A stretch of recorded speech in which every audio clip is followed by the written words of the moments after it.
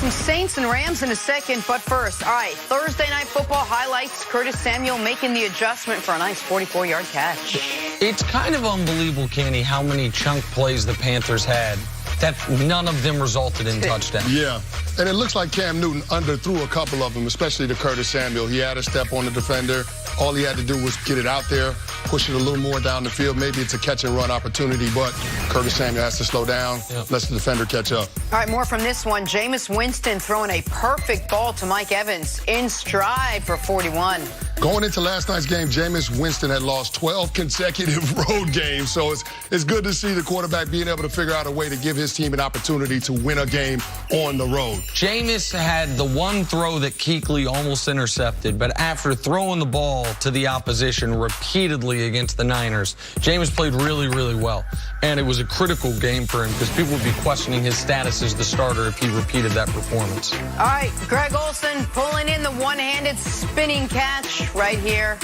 G-Reg consistently still, year 13, one of the best. But this is another one of the balls you're talking about, Canny, in that, I mean, this is just an easy throw that's missed. That takes a spectacular catch when it should. Yeah, a couple of passes sailed on Cam, a few that were behind the receiver, including that one. I mean, Cam was inaccurate the whole night. Now, part of that is the shoulder, but a part of that is because he can't step up in the pocket. Oh! Here we go. San Diego High School basketball ninth grader Mikey Williams finishes with a nice ninth grader. Ninth grader. Ninth grade. He kind of remind me of me. That's how I was in ninth grade. Getting a little air out there. Oh, I mean, man, tape. Well, I am 6'8", though, Nick. Come on. If I'm not dunking in ninth grade, there's probably a problem. Yeah, okay, yeah, but you wouldn't. I can't even be lying, man. If you guys liked last season's NFC Championship game, you will love the 425 game on Fox this weekend. That is a rematch of that one. It's Saints, it's Rams, it's last season's game, which now lives in infamy because of arguably the biggest blown pass interference call in the history of the game. The one that cost the Saints their season. The one that caused a rule change this offseason. Here's what Drew Brees had to say when asked if he's gotten over that blown call. Still haven't, never will. But when you say forgotten about it, I mean, you know, you have to find a way to compartmentalize it to the point where, you know, you can move on in a positive way. And so I found a way to do that.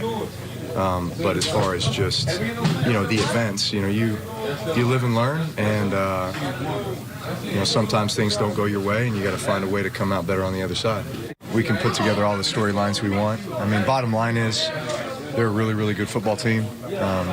They have the same goals and aspirations we do. You know, we just happen to be the two teams last year that were, you know, kind of at the top and had a chance to play in that NFC Championship game and go to the Super Bowl. You know, unfortunately, that one didn't go our way. So you would have to imagine just about every man on the Saints is going to use what happened last year as fuel going into this season. You almost want them to. Let it be a little bit of revenge. Do you think that could help them in any way? Well, sure, to a degree, and I think the Saints will win this game. But real quick, Drew Brees and the Saints got to get over this. Like, enough. And by the way, and I understand you only get so many opportunities, and I understand if you're Drew Brees, the difference given his amazing statistical profile between being a one-time Super Bowl champion and a two-time Super Bowl champion is the difference between being considered one of the 10 to 15 best quarterbacks ever, and people saying, wait, is he top 5? Where is he on the mountain? I get all of that. But that game didn't end on that non-call. The Saints got the ball in overtime, and Drew Brees promptly threw an interception. I don't know how much of that he has gotten over, that they had their opportunity. And there is nothing to say that getting to the Super Bowl is not what they were trying to do last year. Trying to win the Super Bowl. There's nothing to say what Bill Belichick and the Patriots did to the Rams they wouldn't have done to the Saints. Now, I don't think they would have, but we don't know. But as far as this game, I think the Saints are better than the Rams. I think the Saints, after struggling for a half against Houston, Canny, are going to pick up where they left off in the second half against Houston, which was excellent on both sides of the ball. The Deshaun Watson two-play touchdown drive notwithstanding, and Drew Brees was great in the second half of that game. So I do think the Saints can go to Los Angeles and beat a team they beat in New Orleans in the regular season last year before losing in the postseason. But I think after this game, please, at the very least, we can leave that NFC Championship game in the past. You can't leave it in the past. I know it sounds good, but human nature is to lament the opportunities that you didn't take advantage of. I mean, I still remember the times when I lost in playoff games. 2006 with the Dallas Cowboys up in Seattle, Tony Romo fumbles the snap, tries to run it in, gets tackled by Jordan Babineau. 2007, 13-3, #1 seed in the NFC, hosting the divisional round of the New York Giants, ended up losing that game. The Giants go on to beat the undefeated Patriots in the Super Bowl. 2014, I'm with the Baltimore Ravens. Got a double-digit lead in Foxborough, and we ended up losing that game. Let it go, Those are the ones that you remember. I don't remember the Super Bowl run. I remember those games. But, I mean, in terms of what Drew Brees and the rest of the Saints are feeling, I mean, could you have a more heartbreaking playoff loss than they've had the last two years? Think about the divisional round in Minnesota 2 years ago, and then last year in the NFC Championship game. But going back to last year's game, you're right, Nick.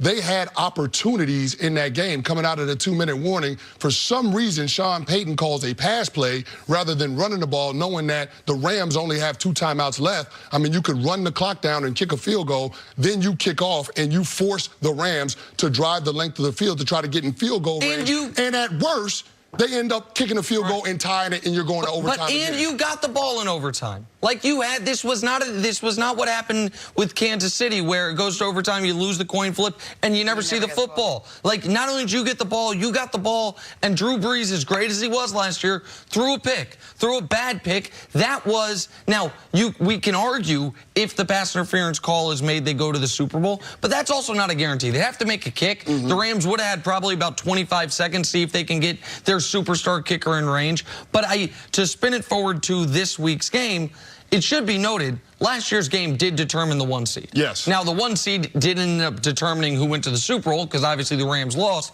but the Rams lost in the regular season and then went to New Orleans and won. But both these teams last year were 13-3. The reason New Orleans was the 1 seed and the Rams were the 2 seed was this regular season game. I'm not saying history is necessarily going to repeat itself, but when these two teams are only going to play each other once all year because they're not divisional foes, the head-to-head tiebreaker is a critical one. It's not just about who's going to get to 2-0. It's about the end of the year, if they're both 12-4, who gets the 2 seed versus the 3, maybe who gets the 1 versus the 2 again. So the critical nature of this game is enormous, and I need to see from the Rams, can Todd Gurley play a full game? Because in the week 1, he was non-existent in the first half, quite good in the second half. Really good fourth quarter. And they had the lead, And maybe that's how they're going to use him this year, where he's going to be on a pitch count early in games. To beat a team as good as New Orleans, I think you're going to need a fully functional Todd Gurley for 4 quarters, not just a quarter and a half. Yeah, completely agree, because New Orleans is one of the more complete teams in the NFC, and so you're going to need Todd Gurley because, I mean, that offense is a different offense when he's out there on the field and he's a threat to get the ball. But in looking at, you know, this matchup in week 2, you asked the question, Jenna, are they going to exact some kind of revenge out in L.A. this weekend? Well, I mean, I don't think they can get any revenge because they can't get to the Super Bowl the following weekend. All they can do is try to position themselves amongst the contending teams in the NFC. And if you could somehow, some way find a way to be one of those top 2 teams in the NFC, well, it's always better to be one of 8 teams competing for a championship rather than 1 of 12. So, I mean, I think that's what New Orleans should have on their mind. That should be the focal point, because I do believe the Rams are a team that's going to be there in December when we're talking about the playoffs. It's just that when you go on the road, you got to focus on the execution. I'm really interested to see how that Saints defense does, because they weren't great in terms of being able to stop the run against Houston. You realize that Sean McVay is going to give them a heavy dose of that out in L.A. Last year, going into this game, we talked about how these are 2 teams that were fairly evenly matched. They didn't lose a ton of players over the offseason.